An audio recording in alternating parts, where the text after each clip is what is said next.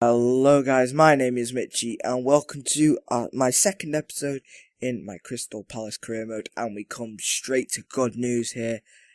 Rekic has accepted his contract at Crystal Palace after 2 attempts. This is our second for around 950 grand, I think. So we offer him 2,250, 5%, and I think it's 3 or 4 years. So we advance onto this to see if he accepts. But we get an international management information email just saying that some people are looking your way for international management. So there we go. Rekic accepts the contract, and I believe he's our first actual bought player. The other two are on loan in the first episode when we got them. So we swap Rekic out for let's see.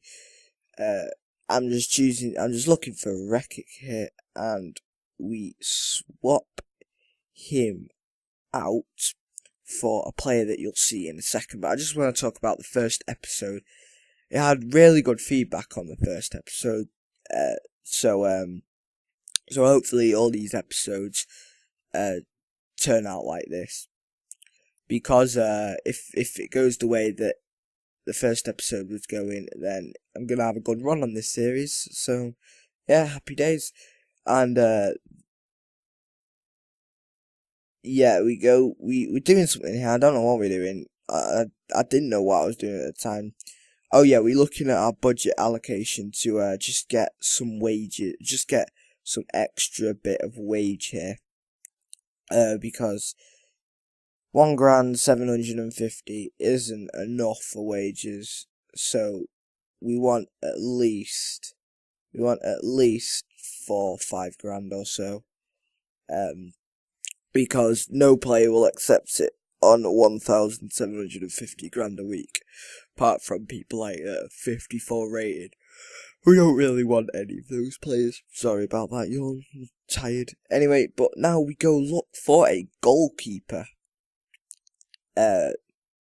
Because our goalkeeper, he's not very good. Even though he's 73 rated, he's not very good. He doesn't save a lot of stuff. He pulls off the odd good save, but most of the time, not very good. So, I don't know why I looked at this point, but we see Dida there, and I forgot to filter the age here. But Dida, he's free, which I didn't realise, but it's because he's around 35, and I don't really want a keeper that's 35 that would retire in the first year of having him. That's why I go for beep. That was my computer. That's why I go for players under 25, because I don't like them retiring in the first few years that I get them. If you heard it again, I was just plugging it back in, and there we see him. It's pronounced like Guidado or something, but we keep coming back to him every single time. He's so cheap. He's around 500 grand, and his wage, he doesn't ask for much in his wage. So it says the deal is looking like, the assistant manager said the deal looks like it could go through.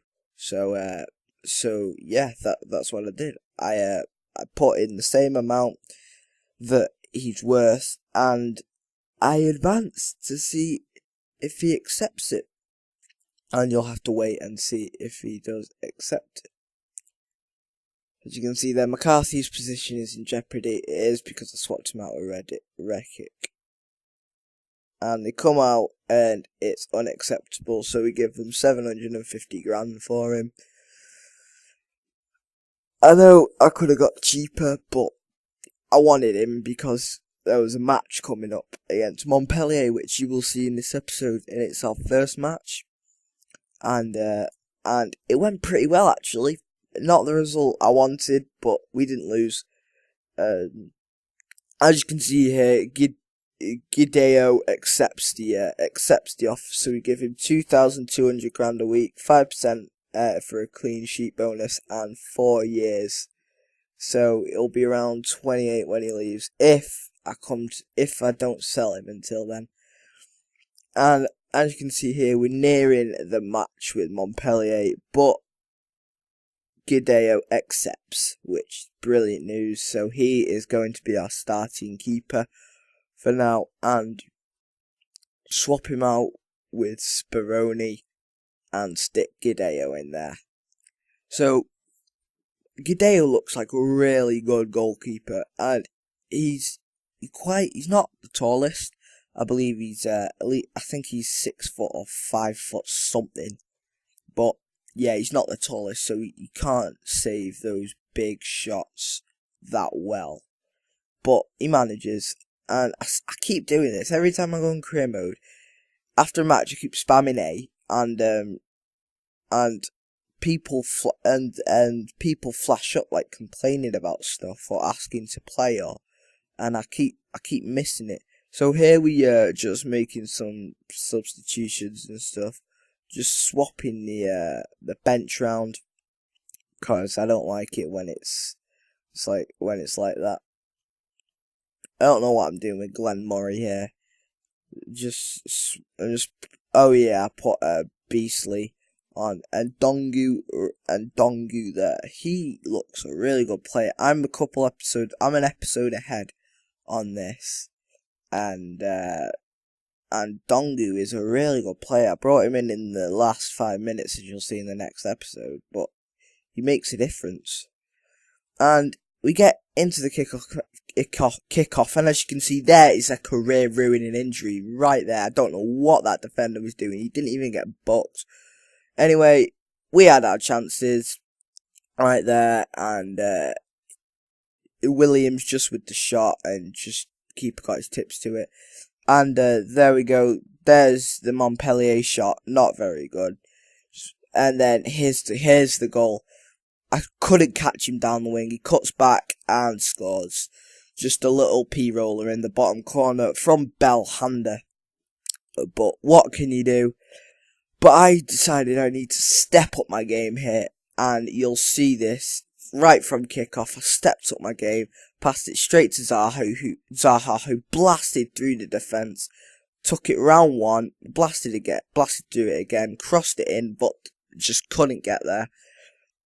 And then I gave it straight back to Zaha, who rebounded, crossed it in, and I couldn't get there again. And then Williams with the shot and went wide.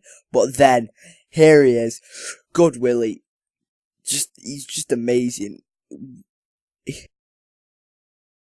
Gets an assist there, forgot his name, and then Good Willie. Scott hits, rebound.